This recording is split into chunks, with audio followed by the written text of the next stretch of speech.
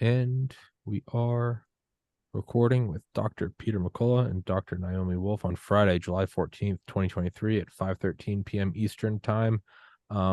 So I know Dr. McCullough, you and I had texted about let's just jump right into it, is Lancet fraud. Why is that more pronounced now, and why is that more important now? Well, I tell you, censorship's important. Let's bring in our guest, Dr. Naomi Wolf, and get her introduced, Tommy, to Yes, your ma'am. audience. Very rude of me. Dr. Wolf, please introduce yourself. Sure. Thank you so much for having me. And it's great to be with my personal hero, one of my main personal heroes, Dr. McCullough. So I am CEO of dailyclout.io, which is a news site devoted to democracy and legislative access. You can share any state or federal bill through social media and lobby. And I'm the author of 8 nonfiction bestsellers, mother of 2, stepmother of 2, owner of a puppy. That's the précis. Very rude. Naomi, what's your biggest book, do you think? Probably the one that sold, well, the one that was kind of published worldwide in the most countries is probably The Beauty Myth. But the one that I think has had the most impact more recently is The End of America, which 2000. Yeah. Dr. Wow. McCullough? So, I used to watch Naomi on CNN. Oh, wow. I told my wife, so I'm going to meet Naomi Wolf. And, she was a CNN commentator. Weren't you like a regular contributor, I think, on CNN? Dr. McCullough, I was a regular contributor on everything. I wrote for the Washington Post, New York Times, Wall Street Journal, Guardian. I was a columnist for the Guardian. I was on, CNN, MSNBC, NBC. I mean, it all came to a screeching halt when I told the truth about women's health, which I've done my whole life. I got, in case your audience doesn't know, Tommy, I got deplatformed in June of 2021 for noting accurately that women were reporting menstrual problems subsequent RNA injections. And I'm not a medical doctor, but you don't have to be a rocket scientist or a medical doctor to know that if women are reporting menstrual problems in 2021, there will be fertility problems by 2023, which is what we're seeing. And immediately deplatformed and globally smeared, and all my friends on the left abandoned me, but it all worked out because I have lots of new friends now. Well, you're in good company. I know Eric Clapton, he's a friend. And when Eric came out with the song, just says, "Enough's enough," they just came after him. That's just simply, his expression. I just finished a great conversation with young recording artists. You have to have her on your shows, by the way. Her name is Jera, and she's wonderful. And she reminded me of something. And Tommy, I'm sure you've got this in your memory banks. But the 1948 United Nations Universal Human Rights, that document, Article 19, is we have the freedom of thought and speech, and it cannot be impeded or influenced by anyone else, let alone receive any pressure or coercion or threat of reprisal for a thought or, a words uttered. Absolutely. It gives universal assurances to that right.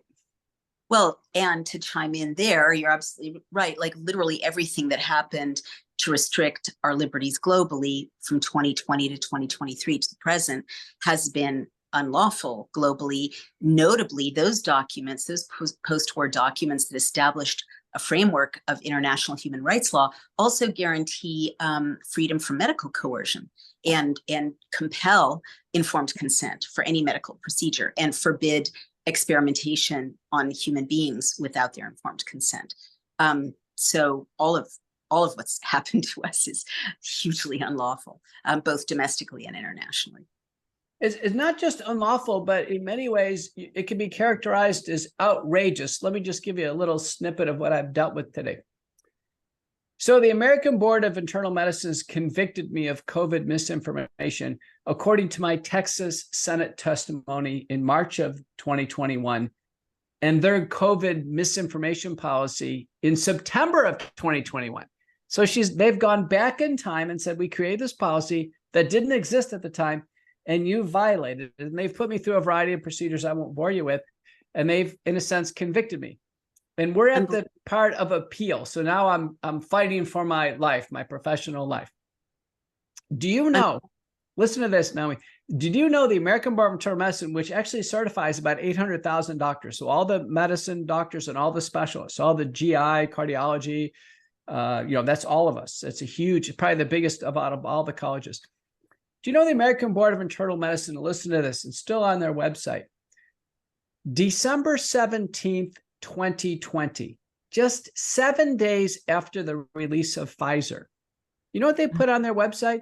They put out a notice to all the members, including me, that they want us to get vaccinated and then take pictures of ourselves, take selfies, and then encourage our patients to get vaccinated.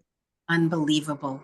And So this was right when Pfizer was finding out internally that the vaccines did not stop COVID, and that the most common side effect of getting injected was COVID. That's absolutely disgusting. Dr. McCullough, God forbid they're successful. Can they take away your license to practice?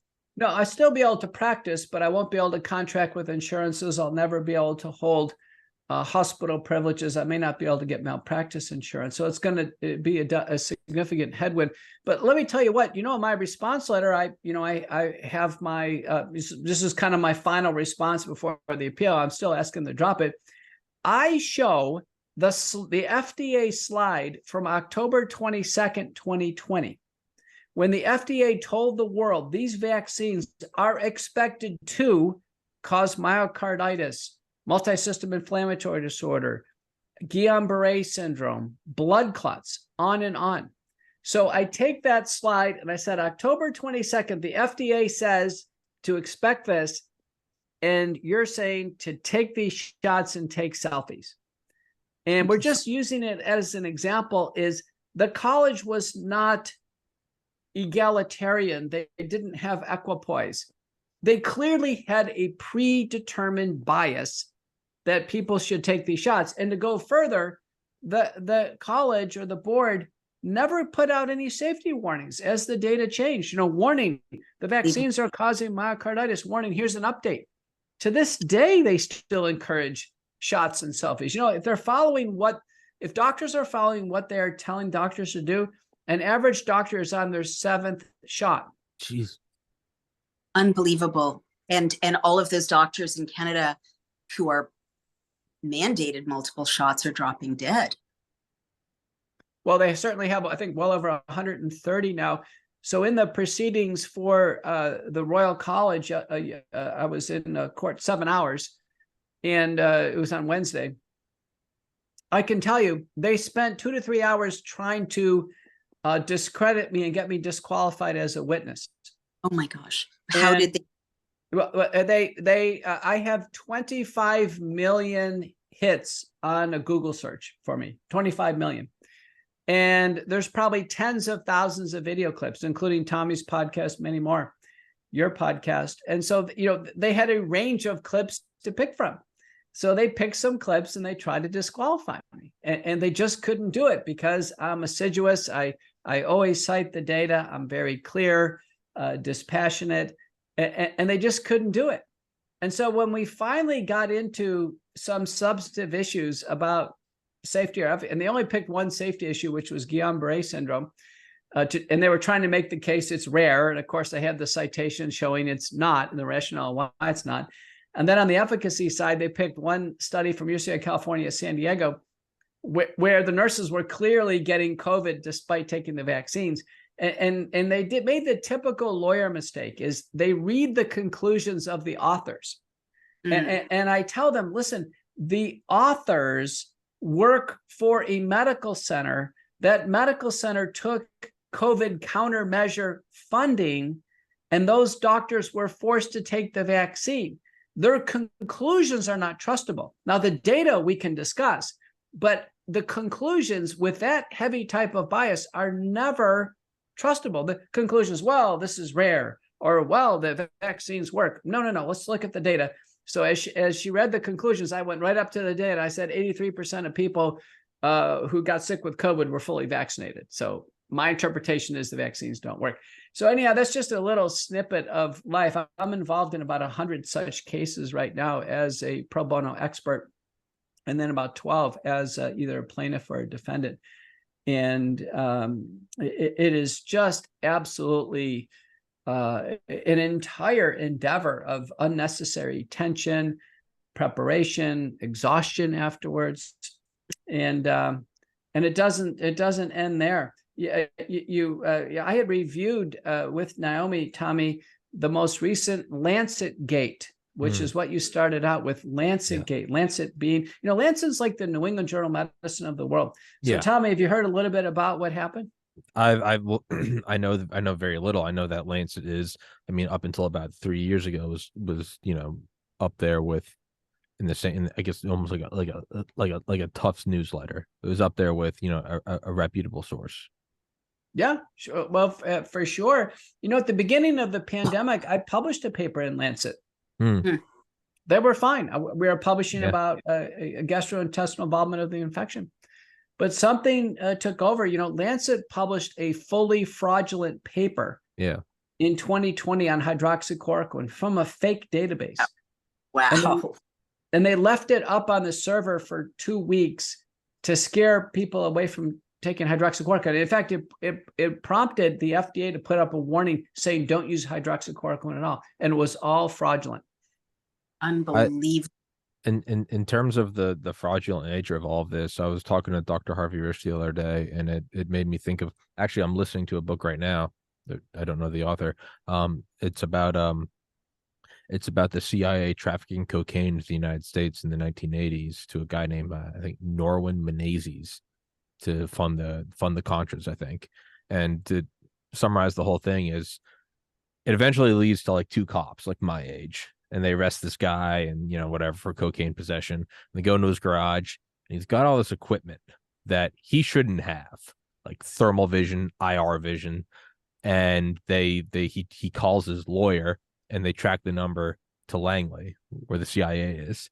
And these 2 guys, again, my age, start looking at one another and going, this is so far over our head. But the one line that sticks with me is, like a cruise ship coming out of the fog, they started to notice the scale of the corruption. And that, to me, it's reassuring in that it's happened before. It's terrifying in that it happens at all. But to me, at the very least, there is at least precedent for it. We see this thing coming out of the fog. So you go back 40 years to these 2 guys, and if they're saying, yeah, I think H.W. Bush is involved with cocaine trafficking, you'd look at them like they're high. But now we look back, we go, oh yeah, it's a good book, and then that's it. So to me, that's where all of this ties in. Is I often feel like that's where we are. We're watching the cruise ship come out of the fog. So I apologize for interrupting, Dr. McCullough, but those are my thoughts on that. While you're on this topic, what was the verdict on the source of the cocaine in the White House? Oh, currently? Yeah. They said no one could find it, or they couldn't find the source. I'm pretty sure it's the most surveilled building in the world. Didn't they also say that a third time there have been illegal drugs discovered in the White House? Recently? It's by not saying whose it is, they're saying whose it is. Maybe. No comment is a comment. Maybe so. Can I jump in and respond to what McCullough just said? So I should disclose, Dr. McCullough took time out of his work saving everybody to save my loved one when she had COVID. Totally save her with very simple betadine nasal rinse. It was over in 24 hours. Other family members did it. Then I got sick with COVID. I was fine in 24 hours following his protocol. I guess where I'm going with this is he's a very, very, very important scientist and physician. And what he just described, these, triple digit number legal procedures, these, him being a plaintiff, him being a defendant, being called to account for himself, to insane, tyrannical, un-American, medical licensing boards, the threat of, not being able to get insurance, not being able to, have hospital privileges. He's a super brave person and he's going to forge ahead no matter what. But I, as someone who has been multiply saved physically and, my loved ones saved by him, I think we really need to think about this, because he's just one person. But this is happening to every dissident doctor, every dissident scientist, every dissident journalist. And it is not trivial, right? People who should be spending all their working hours healing if they're healers, or engaged in science if they're scientists, or writing articles if they're journalists, also have these incredible pressures. And the pressures are ceaseless. I mean, I don't want to whine, but I really relate to what Dr. McCullough is describing, because it's financial blowback, it's investors withdrawing their investments in one's company, it's all your lecture engagements drying up, along with the revenue of that. It's weird tax things that appear out of nowhere, where suddenly you have to pay tens of thousands of dollars more in taxes if your tax returns are impeccable. It's kind of nonstop badgering, right? It's the interlopers or the kind of assets or whoever they are, calling you to account all day long. And luckily, I married my bodyguard, right? I married someone from the intelligence community. No, but I'm going somewhere with this, who is highly trained at troubleshooting all of this nonsense and intimidating the people who are trying to intimidate me, deterring the cyber stalkers, etc. But I'm still exhausted. And then think about all of the dissidents who have stood up for liberty or science or real medicine. We're all being kind of worn down day by day with this extracurricular harassment. And I just want to put that out there, because people listening to this really have to understand that if they want the kind of society where someone is going to give them unbiased medical feedback or advice, someone is going to give them a real scientific experiment that's double-blinded and, with a control group, or someone is going to write real journalism, they need to step up to support these dissidents. They cannot just let us go out front and get picked off one by one. And they need to speak up themselves. I still think there's people out there that say, I want to sit on the sidelines and I kind of want to watch the epic battle, Dr. Wolf, Dr. McCullough going up against the biopharmaceutical complex with Tommy Carrigan on our side. They want to watch. I had dinner last night with a couple of journalists and they were in that camp. They kind of wanted to sit and watch.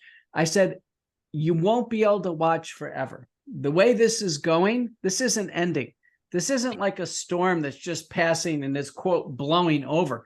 We're going from this COVID crisis into a transgender crisis, which will then probably into an economic currency crisis, and then probably onto another predicted pandemic crisis. Tommy, we've talked about this. I mean, what do you see? I was going to say it's you're on the 80th floor of the South Tower watching the North Tower burn. And going, that's crazy. I can't believe a plane hit. I mean, and then we all know what happens. And that's kind of where I come down on this, is to what Naomi was saying, is the grinding down of your will and of your energy. I'm friends with a lot of the guys in the intelligence community, and not analysts. I mean, the kind of the dirty work guys, the former Delta Force, the Navy SEALs. I'll message them all the time and tell them kind of what's happening to me. I've physically, to my front door, I've had government officials come to my house. I've said that before for this podcast, and they tell me, they say, they're trying to get under your skin. Stay cool. Wow. And to me, there's kind of two ways how I look at that. It's like a month ago, I can't pull it up, but on my fluorescent white legs, there's like a little scar, and it's because I had a mole like a month or two ago, and I went and got it removed. And it's because I know where it's going. I know where it's eventually going, right? It's going to go to cancer, and it's going to go to chemo, and that's what the doctor said. So it may seem like an overreaction to go get it removed, but I know where it's going. And that's kind of my logic with standing up to what we're facing now. Is it's uncomfortable. They wear you down with fees, with audits, with coming to your door, and all that good stuff. But the battle we're fighting now is so much more preferable to what's 10 years down the road, that Totally. we will one day be yearning for the day. But remember when they just censored us? It'll be Yeah. me and Dr. McCullough in a death camp with our hands like tied. We'll be like, yeah, remember when they used to censor us on Twitter? I'll be like, oh, those are the good old days. That's kind of where this is going. So, I mean, again, the levity of it, but it's very sincere. Yeah. Well, anyone who reads history, you know, knows for sure that The you're last right. 100 years says it. You don't even need to go back that far. Don't have to go back that far. It's the map. I mean, in the End of America, I looked at closing societies or successful coups against democracies on the left and on the right, and they all took the same 10 steps. It's a formula. Yes. And this is step 10, like, you know, suspending the rule of law, emergency law is step 10. So I want to go back to what Dr. McCullough was saying for a minute. How dare these journalists tell you that they want to watch? I mean, did they have no shame or embarrassment? You know, everyone's thinking of self-preservation. How can I preserve myself and let it blow over? You know, I had some doctors from a very prominent medical institution in the United States, and we had a conference call. And they said, Dr. McCullough, we're really watching you. The whole world's watching you. But, you know, we're in our comfortable professor of medicine jobs at this medical center. And we were wondering, they were saying, we were wondering, can we publish articles? Can we analyze all these vaccine problems? But can we publish anonymously? Can we publish anonymously? And, you know, my initial instinct was, no, that's actually wrong. I mean, what will turn the tide is prominent people coming out and saying, I don't like what I'm seeing. These are unsafe. And my name is so-and-so at this prominent institution, not to be working anonymously. Right, But exactly. It's this anonymous nature. I did a call today with a great international group. Now, one woman is going out there. She's putting her name behind it. But most of the rest of this international group are going anonymous. And they have done detailed evaluation to kind of the Pfizer's clinical trial procedures. And they've done a great job. We went through it today, and I learned a lot from them.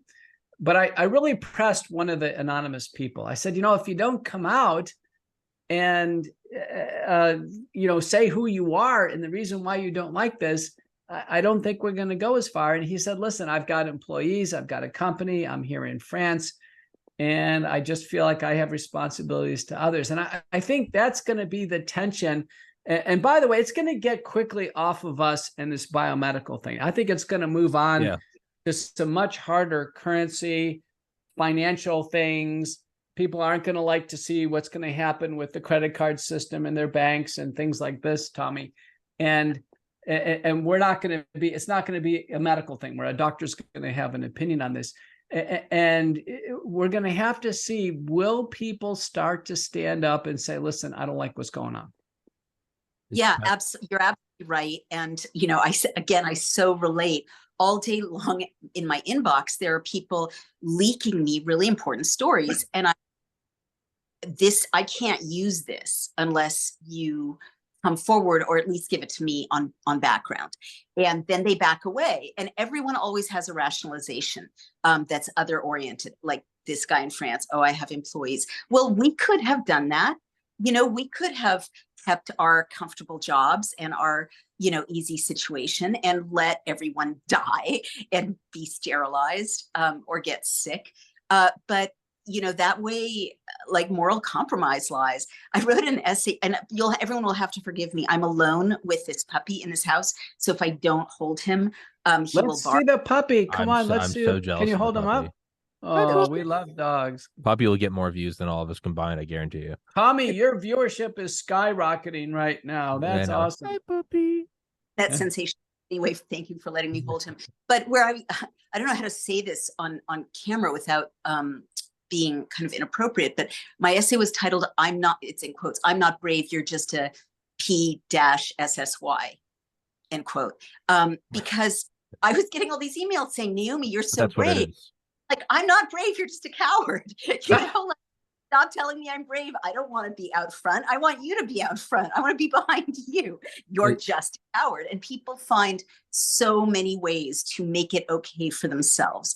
And, you know, honestly, I keep thinking of that is it from the New Testament? If you're neither hot nor cold, I'll spit you out. Maybe it's from the I'm sorry, the Paradiso or Purgatorio or Inferno. But that's how I feel. It's a time in which, and it's kind of amazing that we're at a time in history. It's kind of a great blessing, also a curse, in which you literally can't be in the middle anymore. You have to choose. Have to choose a side. You have to choose, because if you're quiet, you're evil. It's no, you're fine. No, it's to me, it makes me think of Richard Rhodes's Pulitzer Prize winning book, Making of the Atomic Bomb, which I think came out in the 70s. But it's Leo Szilard, the German, I think, physicist who came to the United States before World War II even broke out, because he had this crazy idea that if you took some radioactive matter and hit it from all sides, you could make a, quote, fantastic explosion.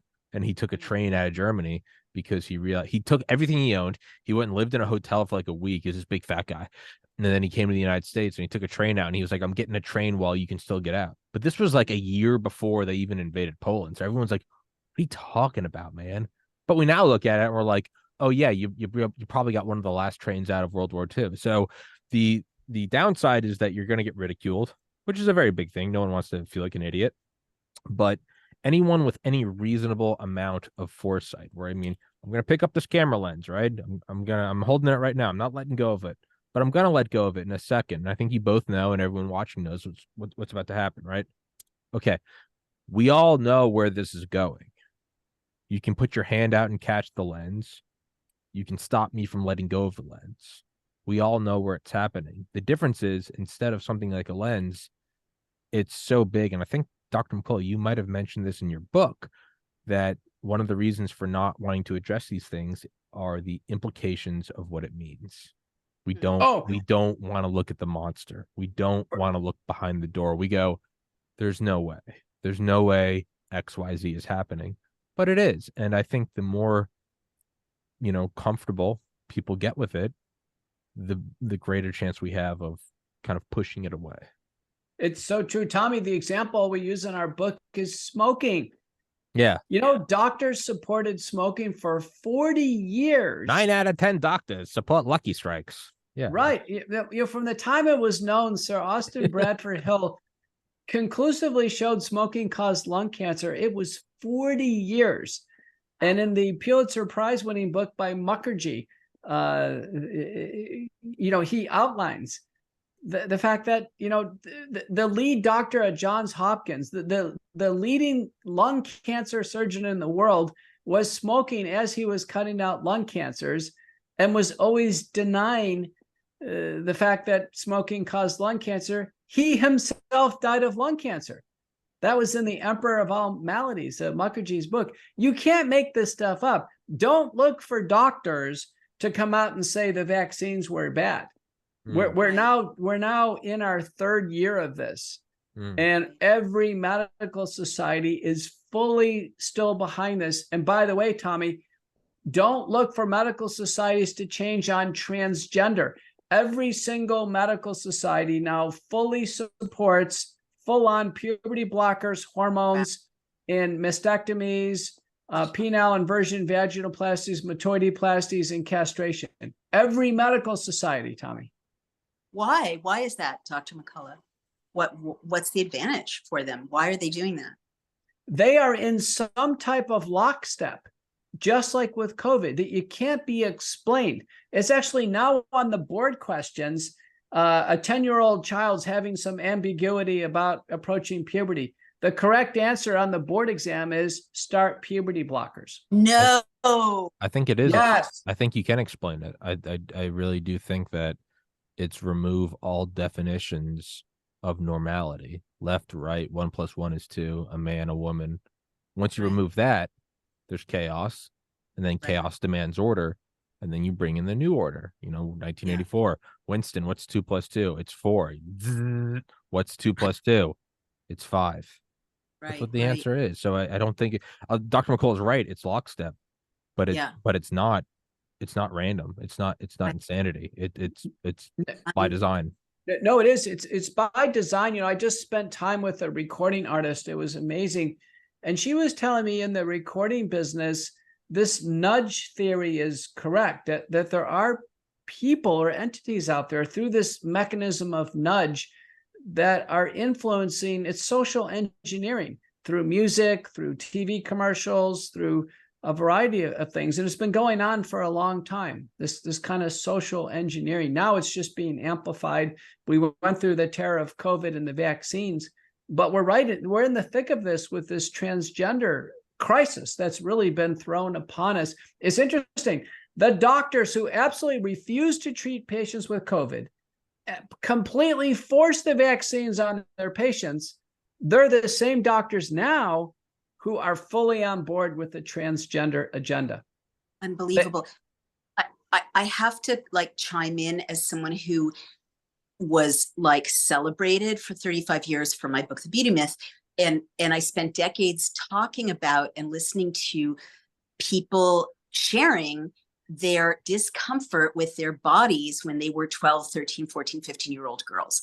That was a dominant cultural theme. Everyone understood it.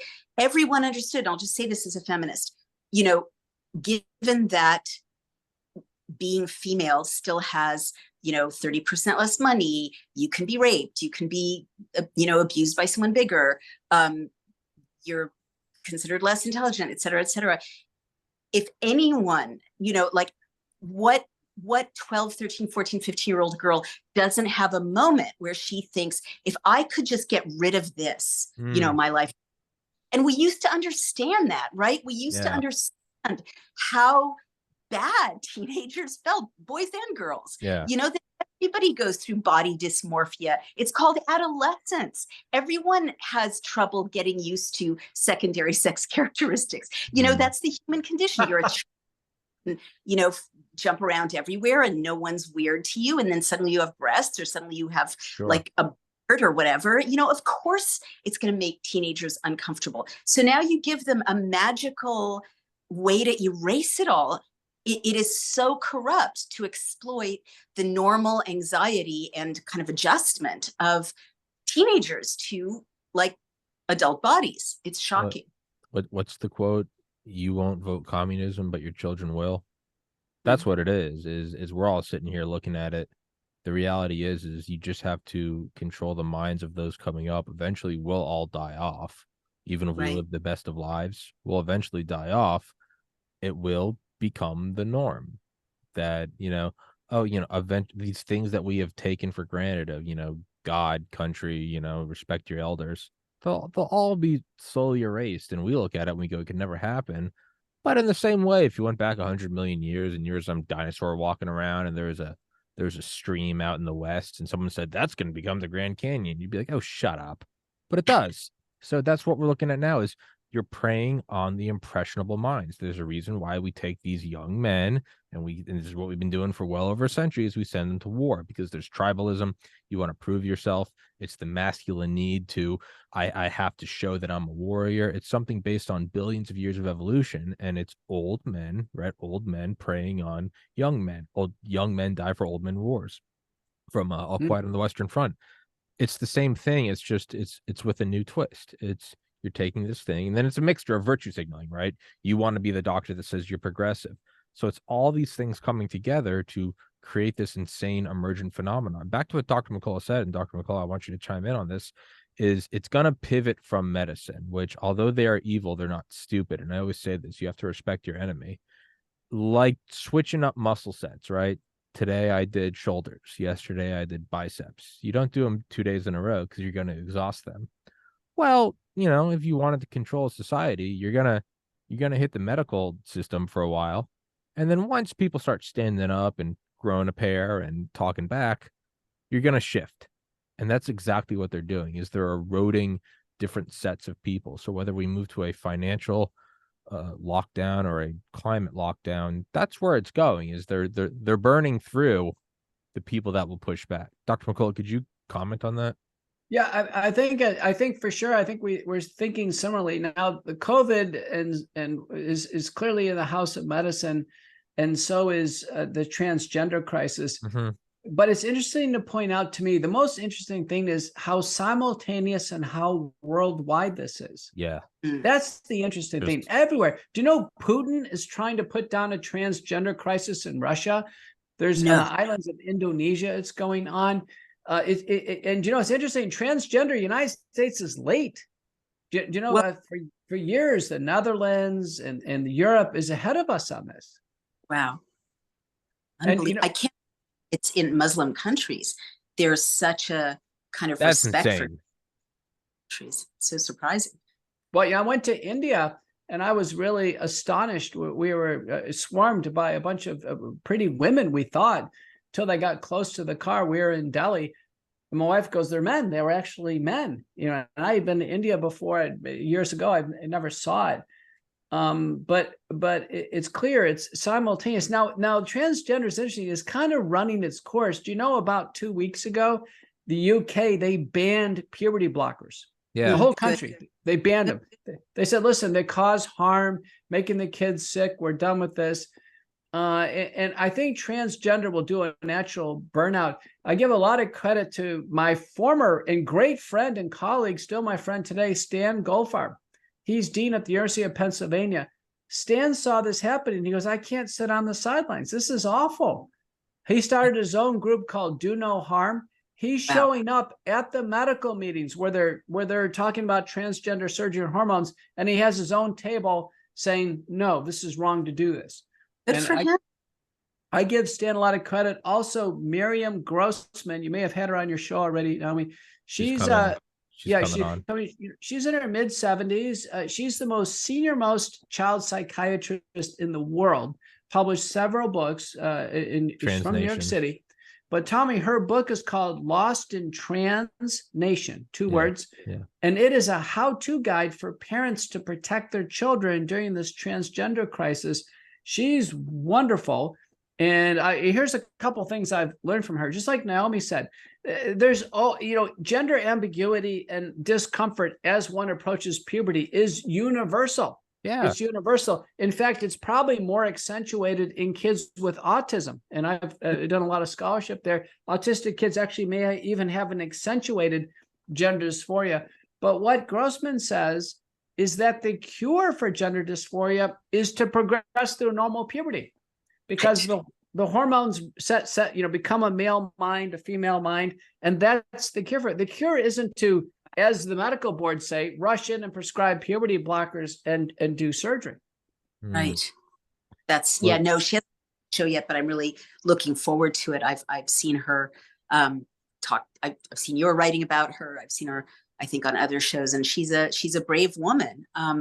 It is bizarre that this intervention is so fetishized, and as you say, so quickly. I'll never forget, Dr. McCullough, early on when I was like my first or second interview with you, it must have been 2021 or early 2022, and you said something like they're committing euthanasia in Northern Europe, and I was like, this guy's very credible. He's highly credentialed. He's a serious person, but he's saying something super wacky and hard to believe.